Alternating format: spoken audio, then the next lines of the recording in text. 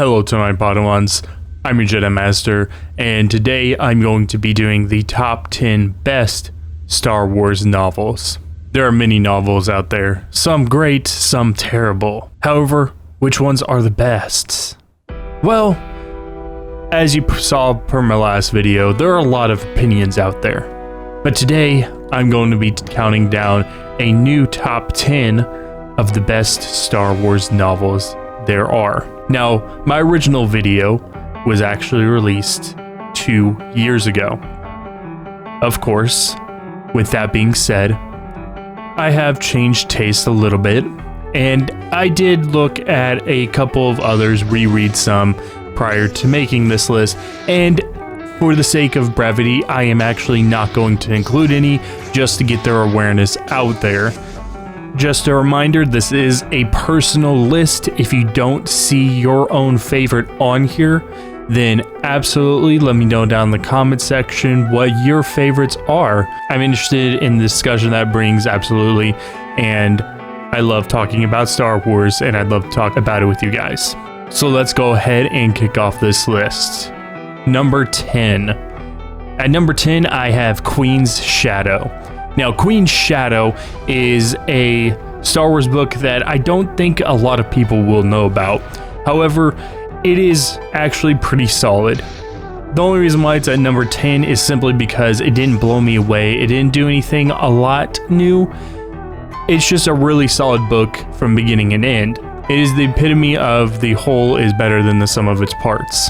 Looking at one specific part of the book, it's not too impressive, of course. But whenever you look at it all together, there's not a lot of weak points in the book either. That being said, because there is not a lot of high points as well, this is why it is at number 10. Number 9. Now for number 9, I have picked out Lost Stars.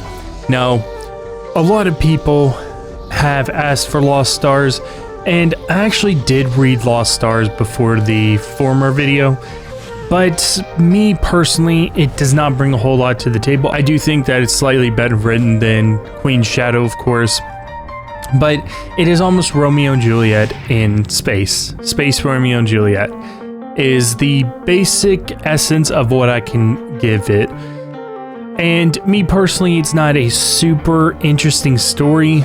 It didn't grab me all the way through. I did feel a little like there are times that I just wanted it to, move on, get past it, keep going, kind of deal.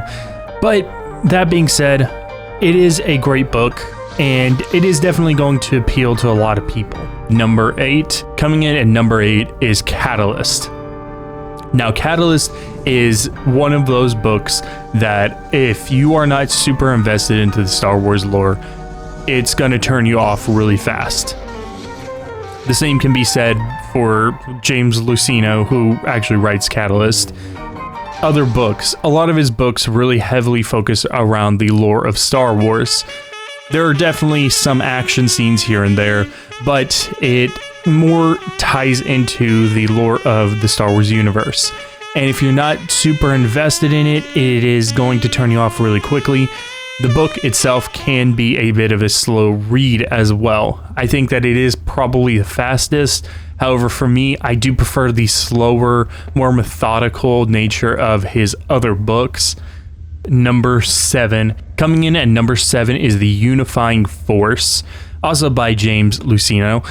This one is more my speed. The only reason why it's so low on this list for me is because I do think that there are much better books out there that manage to capture the Star Wars essence a little bit more, of having this, deep methodical idea behind them, with also counteracting with a lot of action, a lot of story, and a lot of character development. This one really ties into the characters and the lore. It's a very methodical book, a very slow read, but in my personal opinion, it is probably the best read if you are just looking for a lazy night. So that is why it is at number 7. Number 6. Coming in at number 6, this one's going to be controversial, guys, is Dark Saber. Now, Dark Saber is commonly considered one of the worst Star Wars books ever, but I don't know, I just liked it a lot. Me personally, it just grabbed onto me and didn't let go. And it was one of those books that once I started reading it, I just could not put it down. It could be one of those things that maybe I was just stuck on the fascination of the book. It's a little hard to put into its place. It's not well written. It doesn't have this amazing story arc, but for me, something about it just spoke to me. It had everything that was wrong with the Jedi Academy trilogy, but I still enjoyed it. So that's why I'm putting it at number 6. Number 5 is Aftermath: Life Debt. Aftermath: Life Debt is the second book in the Aftermath series, and I got a lot of criticism last time for having Aftermath as my number 1. I liked it, guys. I'm sorry. I did like it. I would put it maybe at number 2 now. But just calm down, please. I did like Aftermath: Life Debt a lot. Now, I did misspeak last time and say that Aftermath was the first that takes place during the sequel trilogy. It does not, actually. That was a technical misspeak. I meant to say that it's the first that takes place after the original trilogy, before the sequel trilogy, so it's kind of like the sequel trilogy before the sequel trilogy. It's confusing. With that being said, I do think that Life Debt is probably maybe the best of the Aftermath trilogy in terms of its writing. I do still enjoy Aftermath a little bit more based on just, the plot, the story, the characters, all that kind of stuff. But Aftermath: Life Debt, I won't deny, is a better written book. Coming in at number 4 is New Jedi Order: Rebel Dream. Technically, it's called the New Jedi Order Enemy Lines 1 Rebel Dream. But for the sake of this, I'm just going to call it Rebel Dream. Rebel Dream is actually part of the duology. Now, Rebel Dream is actually part of the duology. It's Rebel Dream and Rebel Stand. I think Rebel Dream is just a little bit better, and it's my favorite of the New Jedi Order, honestly. A lot of people are not going to probably say star by star. I personally enjoyed Rebel Dream just a little bit more. It touches upon aspects that you want to know about the Star Wars franchise. It does, for spoiler alert, it does follow the New Republic response led by Wedge Antilles. And it is actually one of those books that I thought was a really good addition into the New Jedi Order series, and I thoroughly enjoyed it myself. And if you have not read it, I do highly recommend it. Okay, so now we're getting the good stuff. Coming in at number 3 is Darth Bane: Path of Destruction. Now, this could easily be switched out with Rule of 2. I have a hard time deciding between the two of them, but I do want to kind of make this list a little not filled with Darth Bane books. So I'm just going to put this one as Path of Destruction. It is the one that starts the story out right off the bat, and it is incredible. It talks about the life of Darth Bane, which, as we know, Darth Bane did create the Rule of 2. If you have seen my Sith Order video of uncovering Star Wars lore, you would know this, that he was the one that created the Rule of 2. It's absolutely fantastic. It's a very good read. It, instead of like Queen's Shadow, where it is, a consistently solid book, this one has consistent peaks. There are definitely valleys as well, but the valleys are better than some peaks in some of the other books on this list, to be perfectly honest. And me personally, I think that this could end up being one of my favorite books. I have to give it a couple more reads, but for right now, it is my number 3. Coming in at number 2 is Thrawn, post-Disney. Now, I actually did not read Thrawn post-Disney when I made that first list. I have since read it, It is absolutely fantastic. Now, Thrawn is, of course, a Chiss commander, and he is very well known amongst the hardcore Star Wars audience, simply because Timothy Zahn actually wrote the Thrawn trilogy prior to Disney's canon taking out all of the Star Wars legends and everything like that. With that being said, I think that this may actually be better than the Thrawn trilogy. I know. And it is actually written by Timothy Zahn as well. So we're getting the same exact author working with the same exact character, and me personally, I think that it's a really good read. This book is more of a consistent deal. It is a solid book all the way throughout. Unlike Queen's Shadow, though, it is like a solid book up in the, upper echelons of being a solid book. So, if you have not checked it out, I absolutely recommend that you do.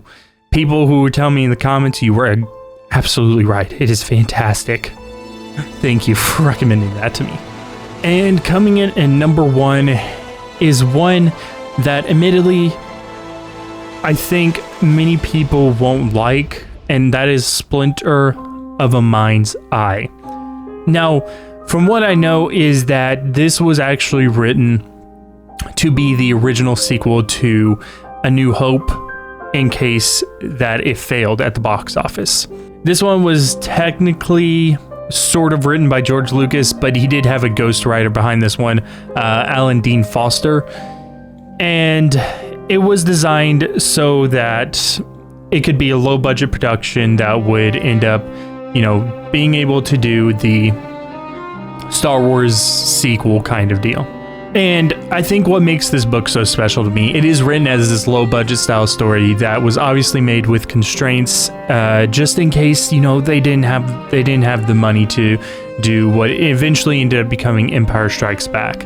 That being said, I think that for that, it's actually pretty impressive. And me personally, I love seeing people do a lot with very little. And I thoroughly enjoyed this book. It's not the greatest story, and that is admittedly true, but it is pretty decently written, and I didn't ever actually get bored with it.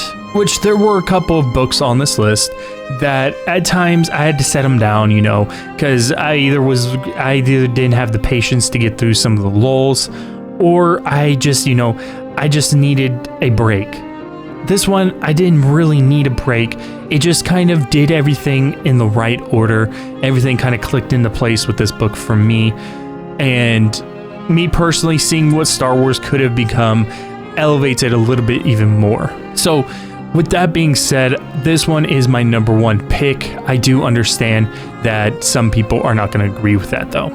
If you guys are interested in letting me know your own number 1 picks, feel free to leave a comment down in the comment section below.